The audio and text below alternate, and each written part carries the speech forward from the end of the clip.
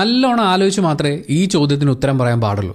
ആ കൈയെടുത്ത് നെഞ്ചിലേക്ക് ചേർത്ത് വെച്ചിട്ട് ഒന്ന് ശരിക്കും ആലോചിച്ച് നോക്കിയേ, നിങ്ങളൊരു നല്ല ഇന്ത്യക്കാരനാണോ, നല്ലൊരു ഇന്ത്യക്കാരിയാണോ? നമ്മുടെ രാജ്യം ഇത്രയും ഭീകരമായ അവസ്ഥയിലൂടെയാണ് കടന്നു പോകുന്നത് എന്നൊരാൾ വിളിച്ചു പറയുമ്പോൾ അത് മനസ്സിലാക്കാൻ ശ്രമിക്കാതെ, അതിൽ എത്രത്തോളം ശരിയുണ്ട് തെറ്റുണ്ട് എന്ന് ക്രോസ് ചെക്ക് ചെയ്യാൻ നിൽക്കാതെ, അതിനെക്കുറിച്ച് പരമാവധി ആളുകളോട് സംസാരിച്ച് ചർച്ചകൾ ഉണ്ടാക്കാൻ ശ്രമിക്കാതെ നമ്മൾ ഈ തള്ളി നീക്കുന്ന ഓരോ സമയവും അത് ഈ രാജ്യത്തോട് ചെയ്യുന്ന ദ്രോഹമല്ലേ?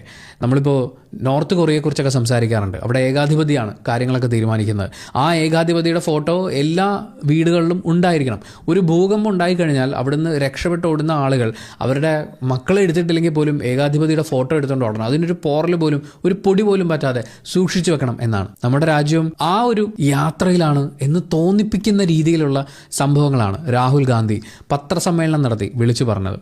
എന്നിട്ടും കുറച്ച് പ്ലാസ്റ്റിക് ഒക്കെ ആരെങ്കിലും കൊണ്ട് കൃത്യമായി വെതറിച്ചിട്ടിട്ട്